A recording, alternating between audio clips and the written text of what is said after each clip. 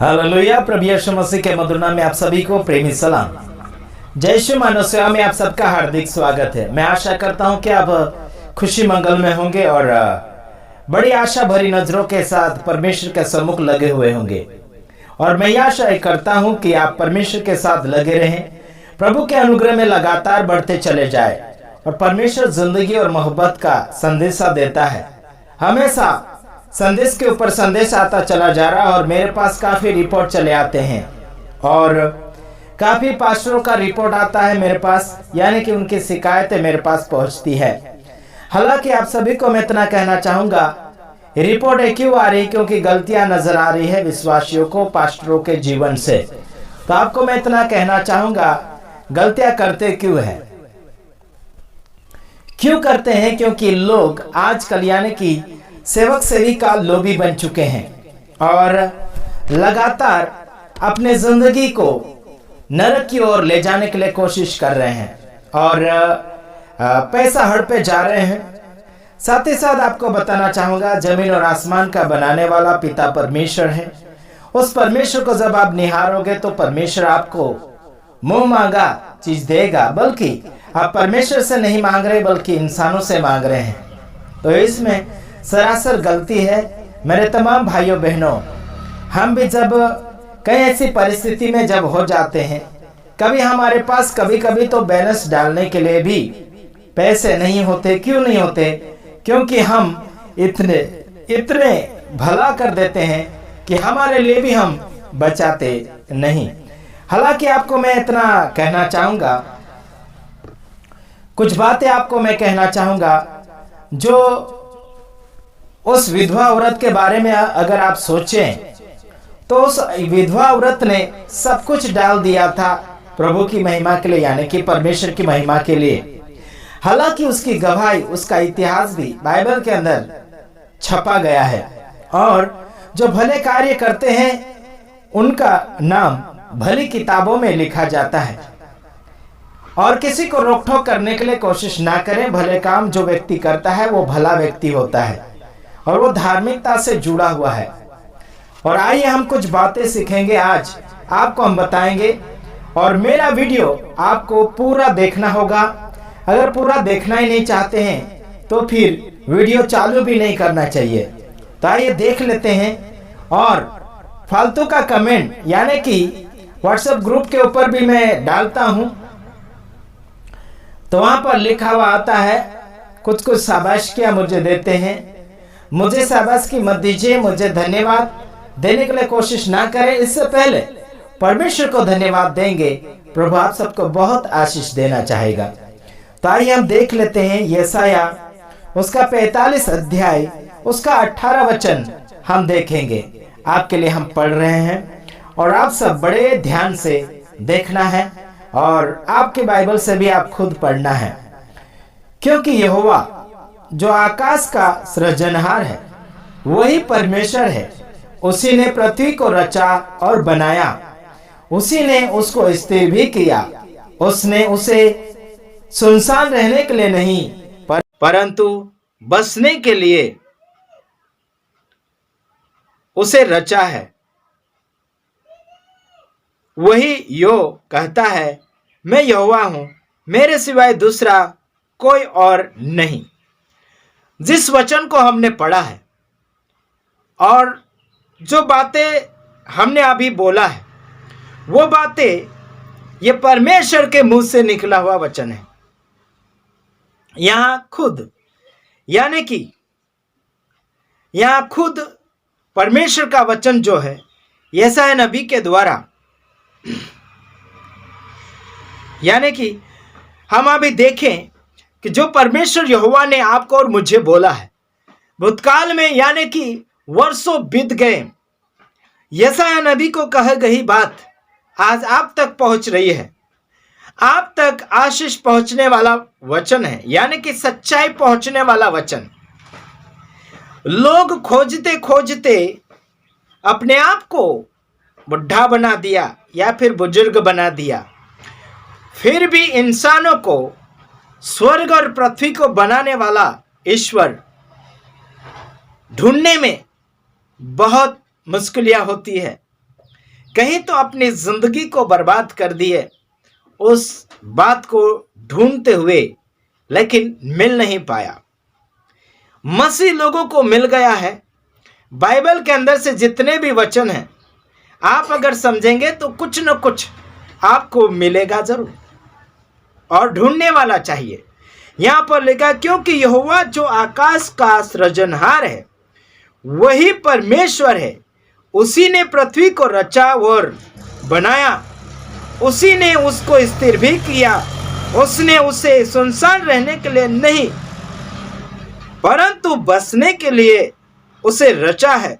वही यो कहता है, मैं यहोवा हूं, मेरे सिवाय दूसरा कोई नहीं।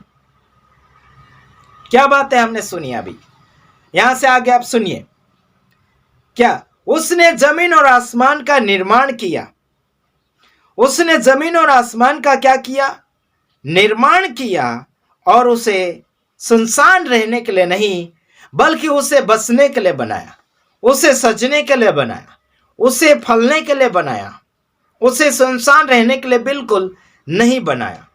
वही परमेश्वर यह भी कहता है कि मेरे सिवाय कोई और दूसरा नहीं है। तो मैं कोई सवाल करता हूं पूरे देश को मैं सवाल कर रहा हूं आज, चाहे कोई भी हो, छोटा बड़ा हो, कोई भी हो, आज मैं सवाल कर रहा हूं। अगर परमेश्वर यहोवा ने जमीन और आसमान का निर्माण किया, इस धरती को उसने स्थिर किया, इस धरती को उसने सजाया, इस धरती को उसने सारे चीजों से भर दिया, वही ऐसा बोल रहा है कि मेरे सिवाय दूसरा और कोई नहीं है, तो और कोई नहीं है, तो फिर दूसरों को बीच में लाने की क्या जरूरत है? ये लाखों और करोड़ों की गिनती में गिनते चले जा रहे हैं, भगवानों के गिनतियों में और ईश्वरों की गिनती में गिनती बनाते चले जा रहे हैं। तो इनकी क्या जरूरत है यारो?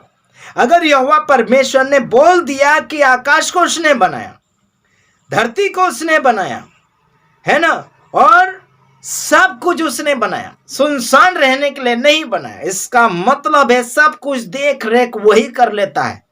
इसका मतलब है बीच में किसी को लाने की जरूरत नहीं है।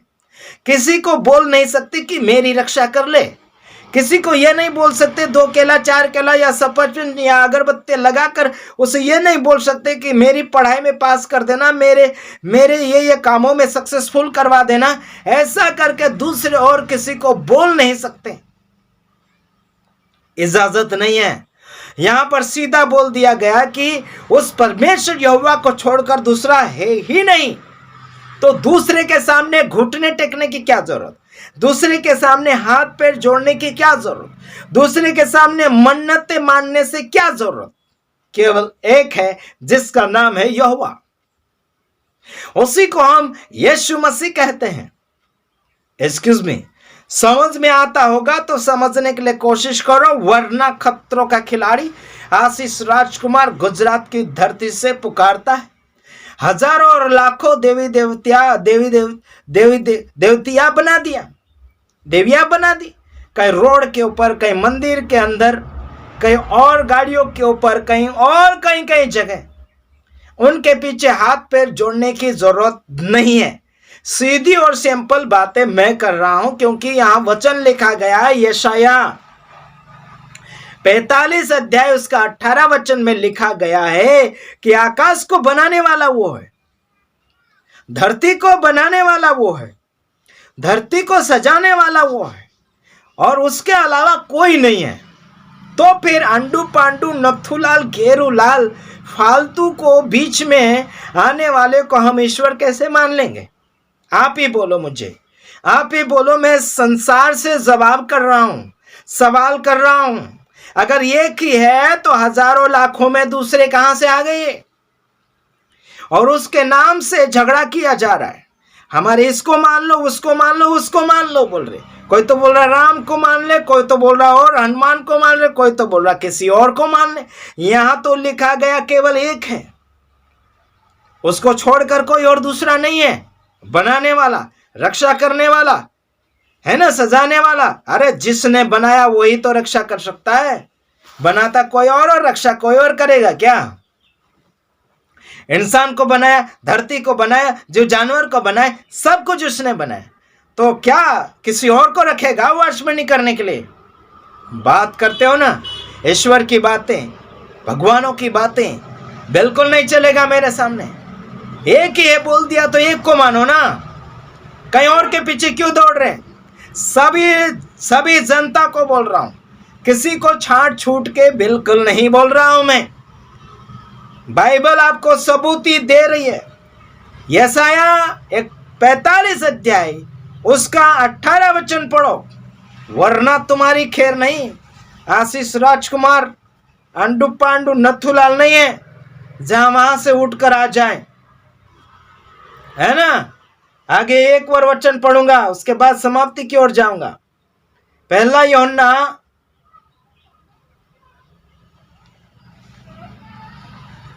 2 का 17 वचन।